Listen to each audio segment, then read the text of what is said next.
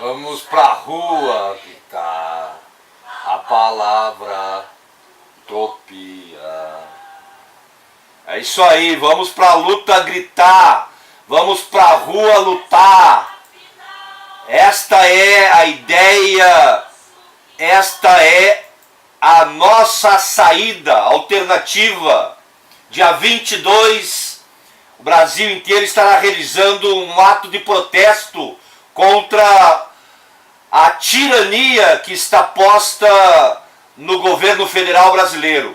Então, dia 22, de norte a sul do Brasil, todas as entidades sociais, ONGs, movimento popular do campo e da cidade, estaremos fazendo um ato de protesto contra a reforma da Previdência. Esta é uma das formas da gente estar colocando aí a nossa indignação, o nosso protesto contra o que está acontecendo no Brasil. A reforma da Previdência, ela é genocida. Ela acaba com o direito das pessoas, ela acaba com o direito do jovem se aposentar. Devedores da Previdência devem 3 vezes o déficit. Isso a gente já falou aqui. E agora, na semana que passou, no dia 14 de março, 1 ano da morte de Marielle. E aí a violência é tamanha que os pobres vão contando os seus mortos. São famílias inteiras. Marielle, todo mundo se lembra, porque é uma liderança nacional. Lula, todo mundo se lembra, porque é uma liderança mundial e nacional. Mas os anônimos, os jovens que moram no subúrbio dos estados brasileiros, das grandes metrópoles brasileiras. Os jovens que morrem todo dia da tal bala perdida, ou do tal acerto de contas do tráfico. Esse jovem é lembrado pela sua mãe, pelo seu pai, às vezes quando tem pai, pelo seu irmão, pelo seu amigo. Quantos já morreram em Brumadinho, em Mariana, na toca do urubu, ou no ninho do urubu? Não se fala mais disso. Mas casos como o da Marielle são emblemáticos, porque Marielle é uma das exceções desses jovens. Marielle, pela sua luta, pela sua organização, fura a bolha, desce do morro e detona e denuncia com a burguesia fraticida do asfalto, com a burguesia catatônica, psicopata do asfalto. Denuncia o poder paralelo das milícias no Rio de Janeiro e matam, assassinam Marielle. E aí agora prenderam os caras. Acharam eles. E acharam mais ainda. Acharam mais de uma centena de armas. De armas que são usadas pelas forças policiais dos Estados Unidos. Então não é pouca coisa. E aí pasmem. Pasmem você, meu amigo, minha amiga, que está me assistindo, que está me ouvindo aí pelo aplicativo da nossa Rádio Santa Isabel. Delegado que solucionou morte de Marielle e citou Bolsonaro será afastado. Foi afastado. O jornalista Lauro Jardim revelou que o delegado Giniton Lages, responsável pela investigação da morte de Marielle Franco e Anderson Gomes, foi afastado do caso pela Polícia Civil. Oficialmente, o motivo dado é de que ele cumpriu sua missão, escreveu o jornalista. Lages desagradou profundamente o bolsonarismo ao citar o presidente da República e sua família na entrevista coletiva sobre a prisão dos assassinos no final da manhã dessa terça-feira, 13 de março. O jornalista Lauro Jardim revelou em sua coluna no jornal O Globo, na manhã desta quarta-feira, 13, que o delegado Giriton Lages, responsável pela investigação da morte de Marielle Franco e Anderson Gomes, foi afastado do caso pela Polícia Civil. Oficialmente, o motivo é de que ele cumpriu sua missão.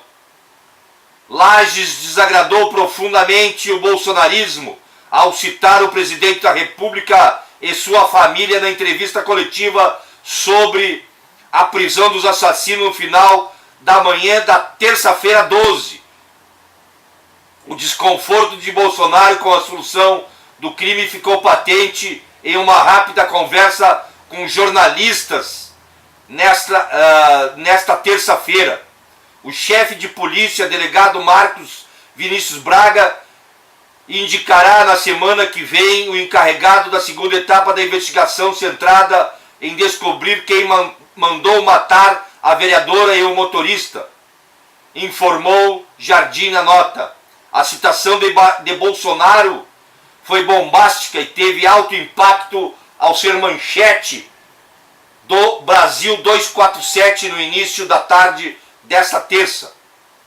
Apareceu o primeiro vínculo concreto entre a família de Jair Bolsonaro e a de Rony Lessa. Um dos filhos de Bolsonaro namorou a filha de Lessa. O fato foi confirmado pelo delegado responsável pela divisão de homicídios da capital fluminense, Giniton Lages, durante a entrevista coletiva sobre a prisão de Lessa e do outro assassino, o ex-PM Elcio Vieira de Queiroz. Outro Queiroz, hein? Bolsonaro e Lessa moram no mesmo condomínio na Barra da Tijuca, no Rio de Janeiro. Com os filhos namorando, que tipo de relação estabeleceu-se entre as duas famílias? Num trecho quase inaudível da entrevista, um repórter não identificado pergunta, abre aspas, está confirmado que o filho mais novo de Bolsonaro namorou ou namora a filha de Lessa? Lages responde, está confirmado, mas isto não é objeto de investigação nesse momento. Em seguida afirma, mas poderá ser mais para frente. Nesse momento, Lages foi interrompido por alguém que não foi possível identificar na transição e o assunto desapareceu da agenda. O filho jovem de Bolsonaro é Jair René Bolsonaro, de 20 anos, mas o nome dele não foi mencionado na pergunta nem na resposta.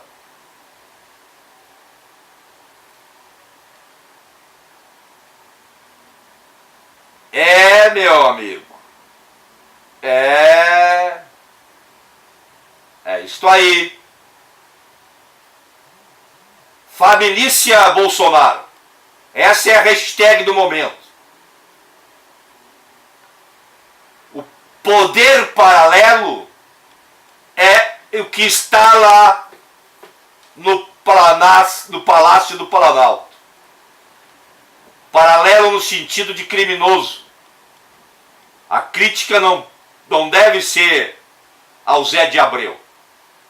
A crítica e as providências constitucionais têm que ser tomadas pelo STF, anulando a posse de Bolsonaro e Moro.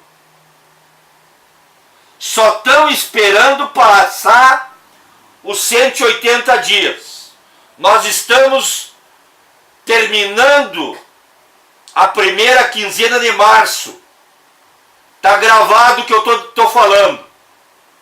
Em julho, mais tardar agosto, que as datas de agosto são emblemáticas, para que Bolsonaro saia da cadeira e se oficialize a ditadura militar no Brasil. Por isso o STF não anula essas eleições.